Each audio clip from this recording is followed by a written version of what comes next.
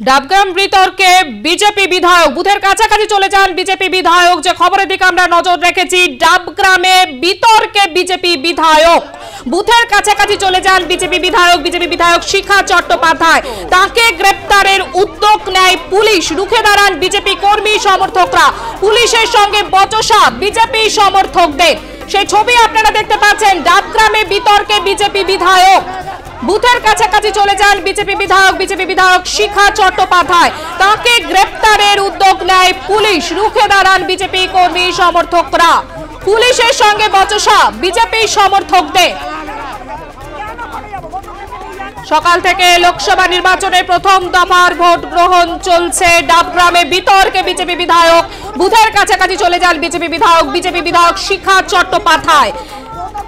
তাকে গ্রেপ্তারের উদ্যোগ নেয় পুলিশ। আরো বিস্তারিত জানবো, আমাদের সঙ্গে টেলিফোন লাইনে রয়েছে প্রতিনিধি উৎপল পোদ্দার। উৎপল, কি জানা যাচ্ছে?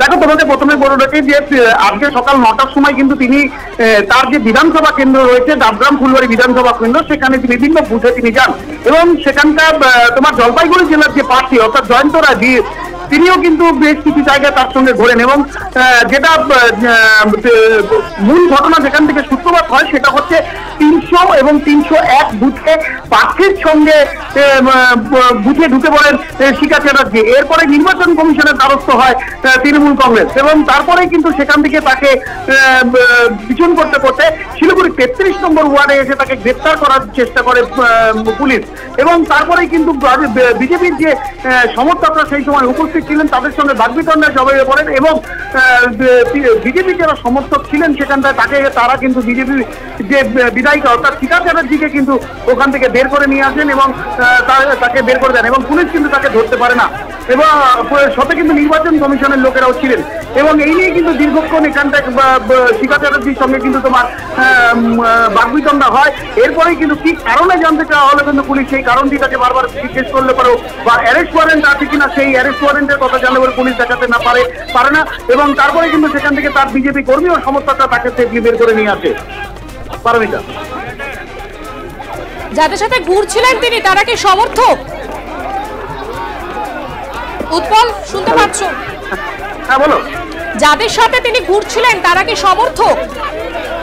একদমই। দেখো, তিনি তার দলীয় কয়েকজন কর্মীকে নিয়েই কিন্তু তিনি ঘুরে প্রত্যেকটি বুথে যাচ্ছিলেন এবং সেখানকে যারা বুথ কর্মী রয়েছেন, যারা বিজেপির কর্মী ও সমর্থকরা রয়েছিলেন তাদের সাথে কথাবার্তা বলা এবং জয়ন্ত রায়ের সঙ্গে দীর্ঘক্ষণ তিনি বেশ কয়েকটি বুথেও যান এবং বিভিন্ন যে 300, 301 সহ বিভিন্ন বুথে বিভিন্ন রকম অভিযোগ উঠে এসেছিল সেগুলোও কিন্তু তিনি সেখানটা বসে মিটমাট করেন এবং শান্তি শৃঙ্খলার সাথে যাতে ভোট হয় সেই দিকে তিনি নজর রাখতে বলেন এবং যাতে কোনো রকম ভাবেই কোনো বিশৃঙ্খলা সৃষ্টি না হয় সেদিকেও তিনি বলেন এবং তৃণমূল কর্মীরা কিন্তু তাকে বারবার তার সঙ্গে কিন্তু যোগাযোগ করেন এবং তার সাথে কথাবার্তা বলেন যাতে শান্তিপূর্ণভাবে ভোট হয় এবং তারপরেই কিন্তু নির্বাচন কমিশনের কাছে তৃণমূলের পক্ষে থেকে কিন্তু সেই এলাকায় গিয়ে তৃণমূল কর্মীদের যেটা বক্তব্য তারা গিয়ে সেখানে ভোটারদের প্রভাবিত করার চেষ্টা করছিল এবং সেই কারণেই কিন্তু তারা নির্বাচনের দ্বারস্থ হয়েছে বলে কিন্তু জানিয়েছেন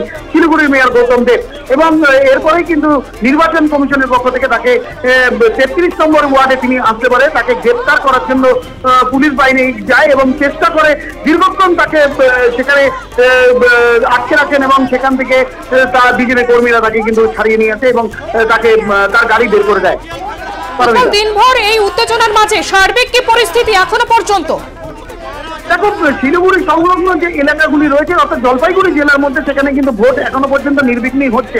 কিছু বিক্ষিপ্ত ঘটনার কোথাও ইভিএম খারাপ এবং কোথাও ভোট দেরিতে হওয়ার অভিযোগ উঠে আসলে পারেও তোমার শান্তিপূর্ণভাবে কিন্তু এখনো পর্যন্ত ভোট চলছে এবং শিখা চ্যাটার্জি যে এলাকাগুলো ঘুরেছেন সেখানেও কিন্তু মোটামুটি মোটের উপর কিন্তু তোমার শান্তিপূর্ণভাবে ভোট হচ্ছে এবং সেরকম কোনো বিশৃঙ্খলা বা সেরকম কোনো অভিযোগ এখনো পর্যন্ত এসে পৌঁছায়নি। ধন্যবাদ উৎপল। ডাবগ্রামে বিতর্কে বিজেপি বিধায়ক বুথের কাছাকাছি চলে যান বিজেপি বিধায়ক শিখা চট্টোপাধ্যায়। তাকে গ্রেপ্তারের উদ্যোগ নেয় পুলিশ, রুখে দাঁড়ান বিজেপি কর্মী সমর্থকরা। পুলিশের সঙ্গে বচসা হয় বিজেপি সমর্থকদের। এই যে ঘটনা, এই ঘটনার রিপোর্ট চেয়ে পাঠানো হয়েছে নির্বাচন কমিশনের তরফ থেকে। আজ দেশের 21টি রাজ্য এবং কেন্দ্রশাসিত অঞ্চলের 102টি আসনে ভোট গ্রহণ। সকাল থেকে চলছে এই ভোট গ্রহণ প্রক্রিয়া।